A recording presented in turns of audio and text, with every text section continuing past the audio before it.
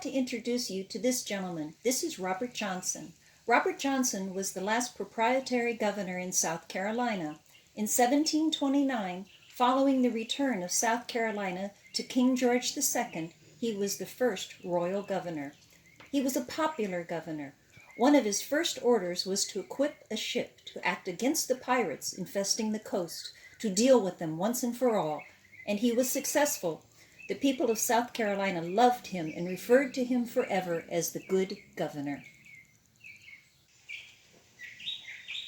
In 1739, Robert Johnson has a problem. He has dealt with the pirates. Now he has the French, the Spanish, and the Indians to think about. He needs a buffer to protect the settlements. But there's another fear. In South Carolina, the ratio of blacks to whites was 20-1. There was fear of a revolt. The people were afraid. Good Governor Robert Johnson said, "Nothing is so much needed in South Carolina as white inhabitants." So he presents an idea to the London Board of Trade, a township scheme. Scheme at this time was not a negative word. It meant plan. The good governor proposed 9 townships to be created in South Carolina. All were to be north and west of Charlestown, yet south and east of the fall line, and a minimum of 60 miles from Charlestown, and all are on waterways. If this area was populated, it would provide the buffer and white population he desired. Each township would include a town, and available land would be no more than 6 miles away. Each family member was to get 50 acres and a town lot. You were to live on the town lot, not on the 50 acres. Robert Johnson thought that without dedicated towns, that South Carolina would look like Virginia, and he thought Virginia was awful. Homes there were spaced too far apart, and people had no neighbors. It was also agreed to provide funds for tools, transportation, and food for 2 years. 300 acres were reserved for schools, churches, and public buildings.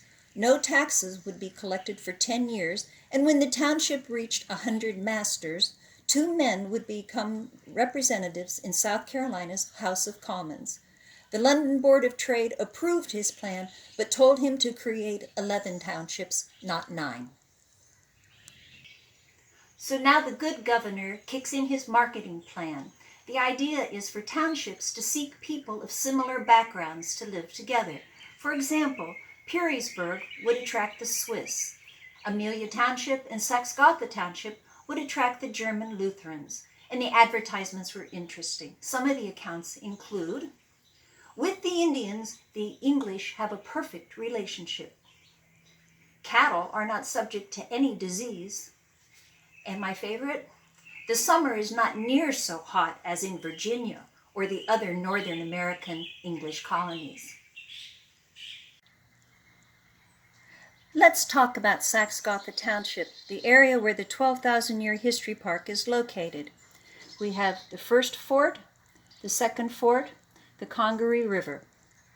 This area was known as the Congarees, but no one would have been attracted to come to an area named for Indians. So Robert Johnson renamed it Saxe-Gotha, commemorating the marriage of the Prince of Wales to Princess Augusta of Germany. And that worked. People came. Robert Johnson's township scheme was mostly a success. By 1735, settlers had come from Germany, Switzerland, and the British Isles. Nearly 2,500 people in 10 years. By 1740, there were mills, stores, and farms. But problems occurred in 1739 as the subsidies and the tax-free living ended. The backcountry life was tough. Only after the French and Indian War ended in 1763 did the upcountry attract the settlers that the good Governor Robert Johnson had hoped for 30 years earlier. Thank you.